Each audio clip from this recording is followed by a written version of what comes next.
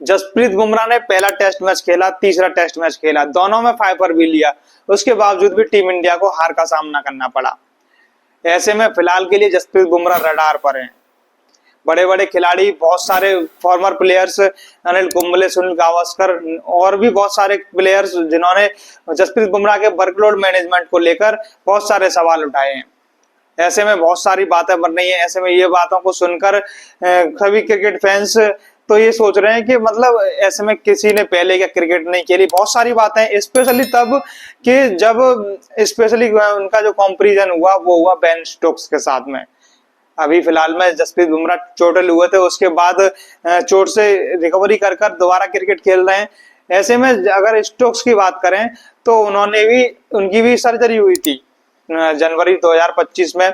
उसके बाद जिस तरीके से उन्होंने क्रिकेट को खेला और उसके बाद ओडीआई क्रिकेट और टी20 क्रिकेट से वो डिस्टेंस बनाए हुए हैं, ओनली टेस्ट क्रिकेट पर उन्होंने फोकस बनाया हुआ है।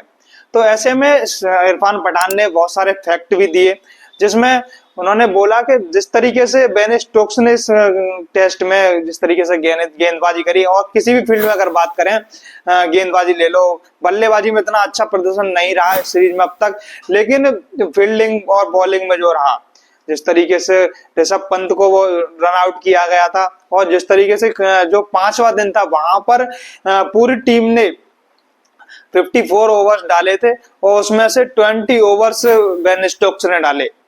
मतलब उसमें साफ झलक दिखाई दे रही थी बेन स्टोक्स की, जो जीतने की जो अंदर उनके जो भूख थी वो अलग दिखाई दे रही थी। उन्होंने 20 ओवर डाले लगातार, 9.2 ओवर का एक स्पेल उन्होंने कंटिन्यू डाला। जब तक जिस तरीके से वो उनकी जो चोट को लेकर बात करी जाए तो उसके बावजूद भी इस तरीके से एक मैच के प्रति जो इस तरीके से कंटिन्यू ओवर को, स्पेल को लंबा खींचते गए, उनको जो विकेट चाहिए थे दो, उसके बावजूद उन्होंने काफी शानदार गेंदबाजी करी।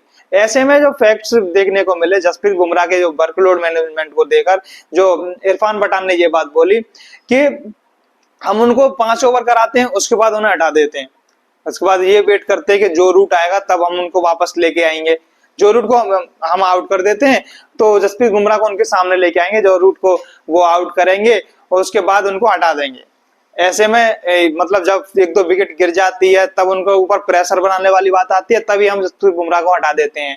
ऐसे में अगर जसप्रीत बुमराह के मैनेजमेंट को लेकर उन्होंने पहले ही बता दिया गया था कि इस सीरीज में वो 3 मुकाबले खेलेंगे, लेकिन सुनील गावस्कर जिन्होंने साफ साफ बोला है कि अगर आप सुपरस्टार प्लेयर हैं, जो भी इस टीम में सुपरस्टार प्लेयर हैं, उनको कोई रेस्ट नहीं मिलना चाहिए। आप इस सीरीज का हिस्सा हैं तो आप इस सीरीज में अब 2 जो आने वाले मैच हैं उनमें अब आपको अवेलेबल होना पड़ेगा और होना भी चाहिए। जिस तरीके से 2 मुकाबले इस सीरीज में टीम इंडिया हार चुकी है, उसके बाद अभी 2 मुकाबले बाकी हैं। अभी टाइम है 23 से तीसरा मुकाबला स्टार्ट होना है, तब तक अभी 8 या 10 दिन का जो गैप है वहां पर बॉडी रिकवर हो जाएगी।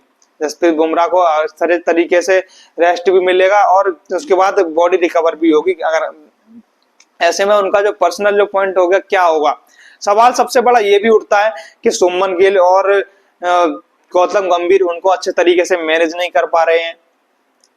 ऐसे में जब रोहित शर्मा की कप्तानी में जब जसप्रीत बुमराह खेलते थे तो उनको रोहित शर्मा मतलब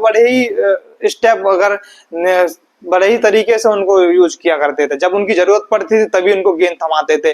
ऐसे में मतलब शुभमन गिल का क्या है, जब भी विकेट नहीं मिलते तो जसप्रीत बुमराह को सीधे ले आते हैं और उसके बाद विकेट मिल जाती है तब प्रेशर बनाने वाली बात आती है, तब उसके बाद उनको हटा देते हैं, दूसरे गेंदबाज को लेकर आते हैं।